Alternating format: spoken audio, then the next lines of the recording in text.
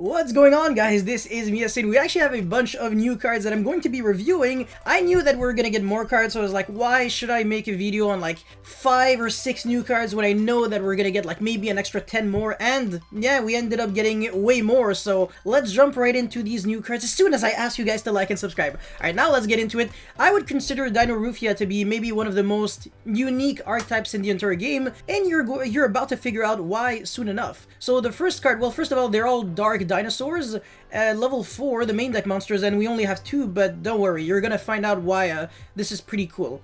So, first effect, if this card is normal or special summon, you can set one Dinomorphia trap card directly from your deck to your spell and trap zone. Then if you have 2,000 or less attack, life points, this card gains 500. So when you read this, if you have 2,000 or less life points, your first reflex is probably going to be, oh wow, just another one of those stupid gimmicky decks. But you're going to find out that this gimmick is almost like intentional.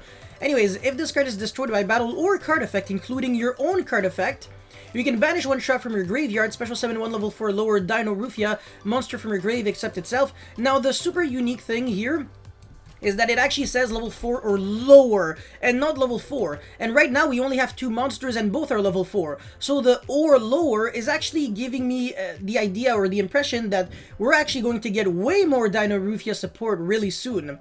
This is really important. This is very similar to, I believe it's Rubik, Malabranch of the Burning Abyss. It doesn't say specifically this card can only be used for the Synchro Summon of Virgil, but rather for the Synchro Summon of a Burning Abyss Synchro Monster. Again, very relevant. Anyways, so accept itself, whatever, revive it back. So right now, the only target that we have is Diplos. Now this card is a little weaker, 1000 attack. If this card is normal or special, you can Foolish for a Dinomorphia card from your deck to the grave. Then if you have 2,000 or less life points, inflict 500 damage to your opponent, sorry. Yeah, the inflict 500 damage won't really change anything in time because this only applies when you have 2,000 or less life points, so you're always playing super dangerously. If this card is destroyed by a battle or by card effect, you can banish one trap from your grave, special summon one level 4 or lower Dinomorphia monster from your graveyard, except Dinomorphia Diplo. So yeah, definitely some nice plays that you can do when you destroy your own cards, and again, we're going to see that really soon. So now for the fusion monsters. There's 2 of them, and this one is actually really funny because when I saw the attack 4000, I was like, oh my god, this is one of those other like old school cards that has a lot of attack and is easy to summon, but probably has a negative effect, right? So first of all, the fusion materials are almost laughable.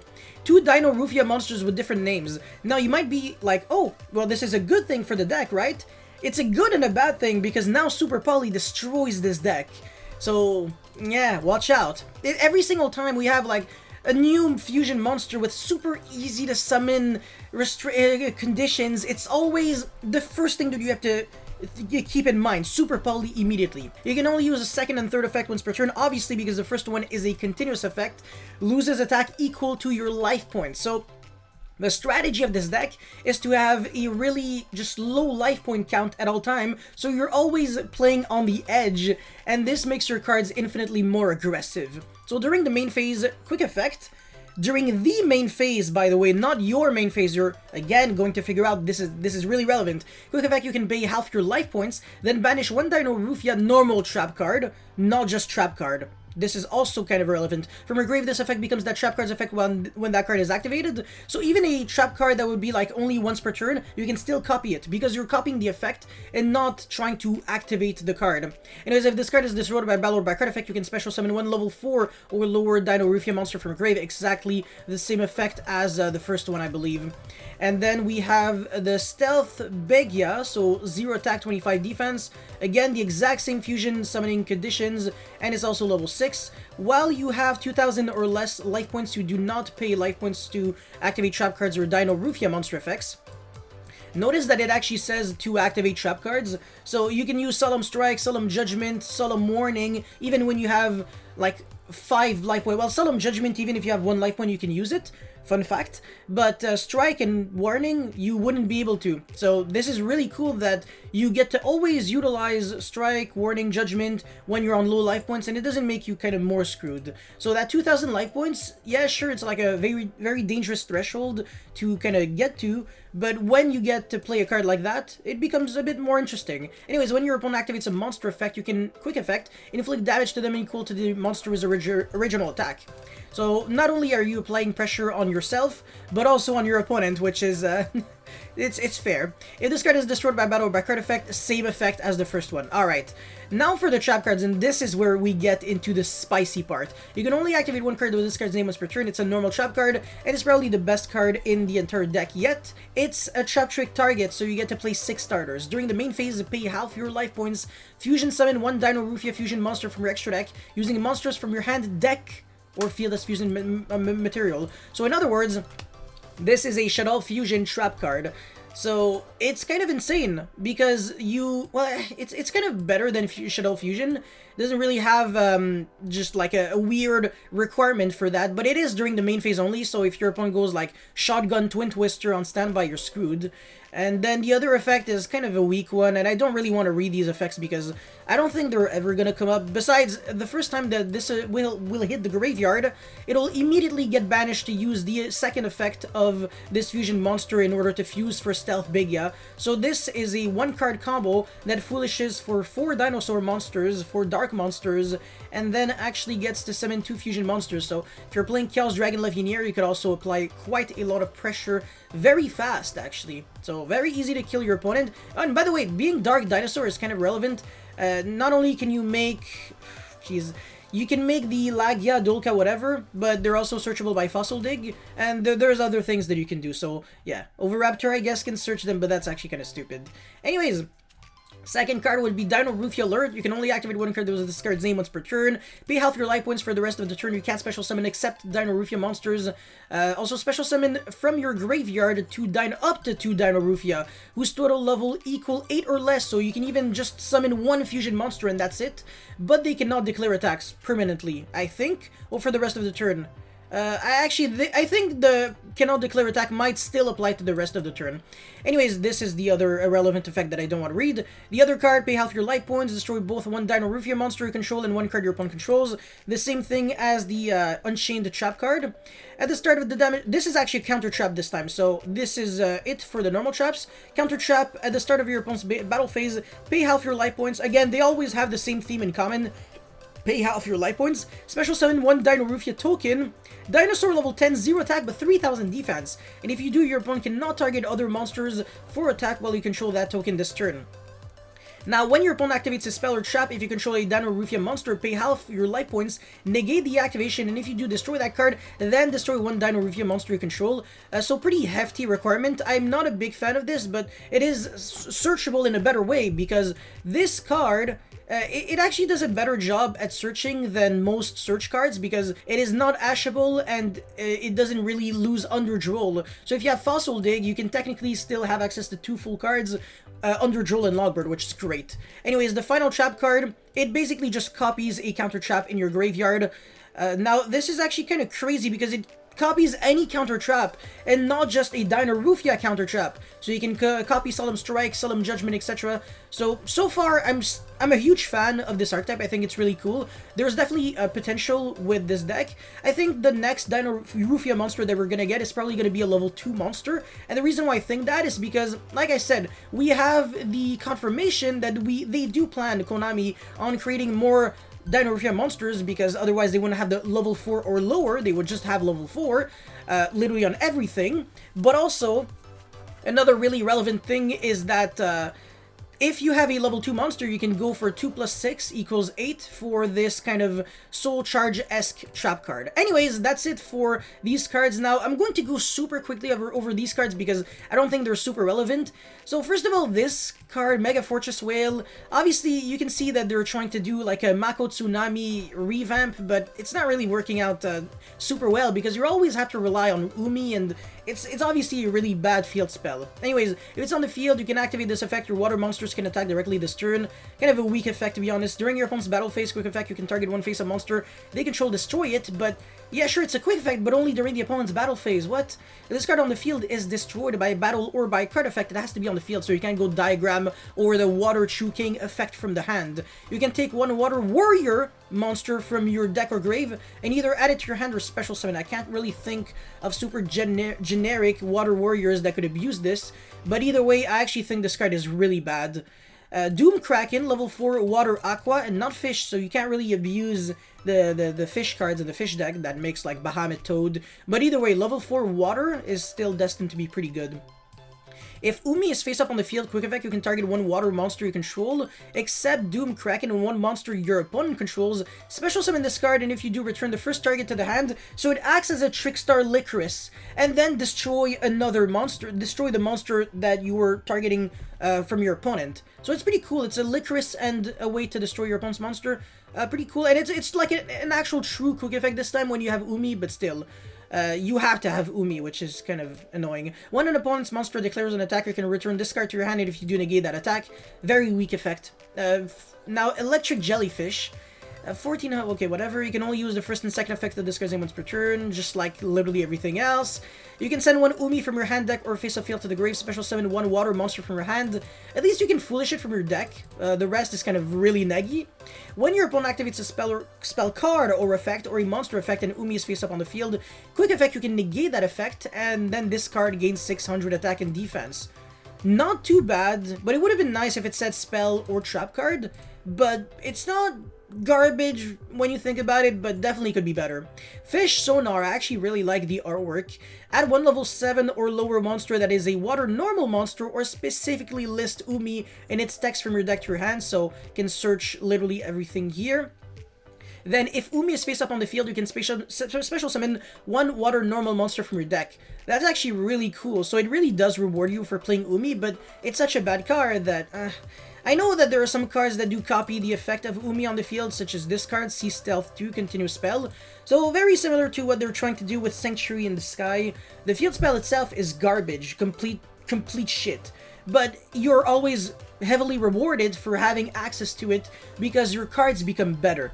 Anyways, so it becomes Umi in the field and in the grave. Your opponent cannot target water monsters you control with non-water monsters effects. Now, this becomes relevant with the rank 4 monster Stealth Kraken because everything becomes water.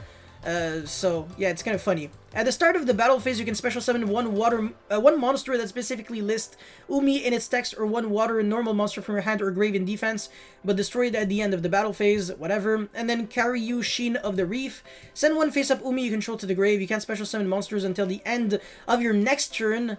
Not even until the end of the next turn, your next turn, oh my god. Except water, also special summon up to 2 water normal monsters and or monsters that specifically list Umi in their text with different names from your hand or deck in defense.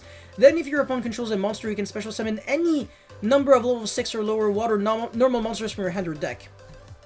Yeah, this is like a soul charge from the deck, but it summons like bad cards, so... Anyways, free agents, again, these cards are whack, so I'm gonna go over them really quick. Mad Hacker, level 2 monster. If your monster is special summon to your opponent's field, you can special summon this card from your hand. So that's a new hand trap, but does it actually do something? During the end phase, so it could be during your opponent's end phase, you can banish this card from your field, take control of the monster your opponent controls with lowest attack. And while that monster is face up on the field, its effect cannot be activated. Also, you cannot special summon monsters from the extra deck, except link monsters. Now, this is actually kind of unique, because this could be a hand trap that could actually work against certain decks. If your opponent is only trying to summon one monster, that, I don't know, maybe like Vanity's Fiend-esque monster, you could actually, well, yeah, well, it's special summon to your opponent's field. So your opponent would go, I don't know, like reveal a BA, and then you go like special summon this, and then you just steal the monster. Okay, yeah, it's not really relevant, but it could kind of work against some decks, and could actually take people by surprise. So Mad Hacker is actually a pretty interesting hand trap, and I'm gonna make like a full detailed video on this, but it's probably gonna take a few a few hours of researching before I finally figure out the best ways to utilize this, because obviously if I only read this card a couple of times, it's not gonna be enough. Anyways, Catnip Lihua. You can tribute this card and target one level 2 monster in your grave, specifically level 2, not or lower. Except itself, special summon it, then you can special summon one level 2 monster with a different attribute from the monster from your hand. Pretty bad. Proscription. Now, this is funny. It's a prohibition, but only like a one-time usage, and it also affects yourself for the rest of the duel, while only affecting your opponent for the rest of the turn. So, I mean, yeah, it's jokes. Could actually work, but it's not... It's still like an RNG card. If you're going first, are you really just declaring a random card? Like, you have a 33% chance to draw Ash if you play it, which is a 50% chance in theory, so that's like a 16% chance. And if your opponent doesn't have it, you look like a dumbass. So you have an 85% chance. It's just mathematically incorrect to blind cards like Prohibition. Therefore, I actually think this card is pretty bad, but if you guys really want me to make a review on this card, I'm still gonna make it. Anyways, Recklessness and Punishment.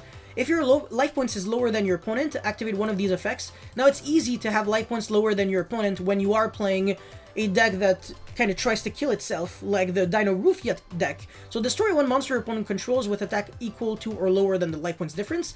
If you have your life points with Solemn Judgment or the Dinomorphia effects, you can now destroy monsters with 4,000 or less attack, which is really relevant.